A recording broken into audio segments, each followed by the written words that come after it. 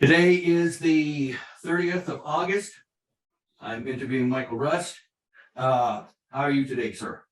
I am doing well, thank you. What key life experience have formed who you are today? Well, the biggest experience was my 12 years at the Frank Lloyd Wright School of Architecture, learning from the disciples of Frank Lloyd Wright and getting to know Mrs. Wright, and that's become the basis of what I do today. How did you become passionate and involved in architectural practice? I was going to a community college in Dayton, Ohio, and I've heard about Frank Lloyd Wright, but there wasn't anything published. I knew he passed away before I was born. So Sure. I found a magazine article that said that the school was still thriving. You know, they only accepted 30 students a year at any one time. It was out of the world. You could only be 30 students. You had to sleep in a tent. You had to buy a tuxedo, and you had to pay to do this. Yeah. So I applied and was accepted, and then I that became my passion about, because I believe that architecture can change people's lives. Sure. What are your core values and how are they reflected in your practice? Creativity, creating spaces that make people feel comfortable, make them feel engaged, make them feel excited, relaxed.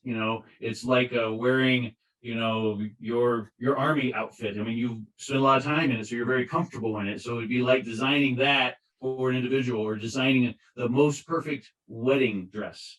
So it has to fit well, has to look good. There's artistic to it, and so basically, the combining of the art and then combining it with the building practices to make it actually stand up and function, and electrical and heat and all that kind of stuff. So I'd say that's probably my core, is the creating creative spaces. What is your design process? In other words, including the design thinking, visualization, and realization. Well, every project I start with obviously with a client, and understanding the lot that they're building on, whatever that is, whether it's a vacant lot or it could have a building on it. So understanding the constraints of where the structure is going to be built, and then trying to understand and extract from the owner what it is that they want this to be. It's an office space. I mean, I designed a tattoo parlor of all things, so he was explaining to me about the process of people getting ink, and what that experience was like. So you start out with sort of very small, big picture, almost bubble diagrams, kind of evaluating the spaces and relationships. And then you take these approved bubbles and then you create architectural floor plans.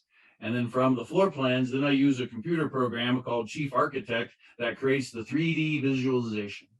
So now people get to see it in reality, because most people don't understand two-dimensional things like flat drawings. They can understand a pretty picture and where it has depth and height and space and shadows. So once you get through the conceptual visualization, then the rest is just working out the details at that point. How do you collaborate with other individuals to realize your impactful work?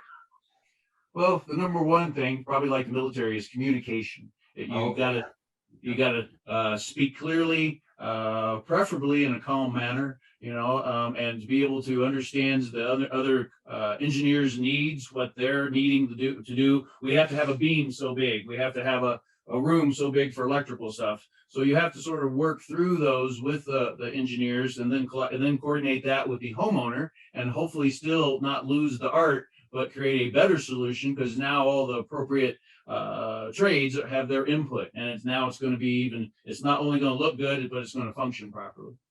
What architectural ideas and buildings have impacted your architectural practice?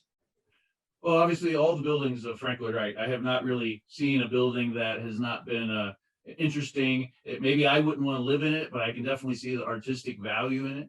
So, Sure. And then obviously his apprentices, Wes Peters and John Rattenberry, people that trained me and their architectural style and flavor. And then there's other architects like Fay Jones, who was trained by Frank Lloyd Wright. So those are the architects I appreciate. And then, as far as the ideas, continuing the cantilever, cantilever is your friend, something that extends out, opening up spaces, so it doesn't seem like boxes, and where just people shouldn't be living in a box.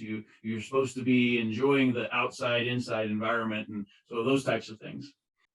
What are the biggest challenges you face in the profession? the biggest challenge is getting the clients or the homeowners to understand that the architecture can be more than just sticks and bricks and a building and wood. Yeah. That it does create emotional, good or bad, responses from people, and for them to understand and trust the architect that, that spaces, you don't have to have 10, 12-foot ceilings in rooms to make them feel right, and sometimes they feel weird to me, and again, I'm coming from a background of very low ceilings with living at Taliesin and Frank Lloyd Wright, so I think it's the education process, and hopefully finding the right clients that trust the architect and they want that experience. So it's I've been in business for 22 years. I've had great clients. I've had some that I wish had let me push the envelope a little farther, but they weren't comfortable with it. So at the same time, we're in business to provide a service. That's right. Frank Lloyd Wright, he would just say, build it the way I want it, the way it should be built. And if you don't, then I'm not going to be your architect.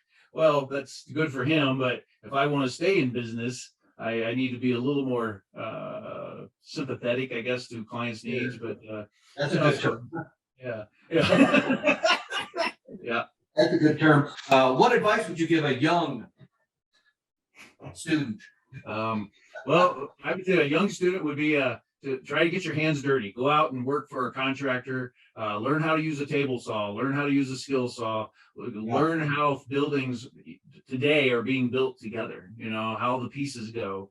That was one of the beauties of going to Taliesin, because we were on construction. Building buildings, repairing buildings. So we were always learning how to weld or how to pour concrete or that type of thing. So I think that's a value. And then the next thing would be learn how to draw by hand, because you never know. You're sitting at lunch or dinner with a client, and you're talking about the project. To be able to whip out your napkin and do a little sketch is of tremendous value. And if you can do it in a 3D format, sometimes the clients, now all of a sudden the lights will go off and they'll get excited because you're excited. So learn how to draw by hand. And then obviously, today is the world of computers, so learn as much as you can about, CAD programs and different types of presentation. All the Microsoft Office suites I use today, and there's so many more programs out there that these young kids are learning that, but I've got a certain set of skills and I have the tools and so I try to learn new things like the chief architect stuff. That was something that was a new adventure for me. But anything with the computer is only going to help you.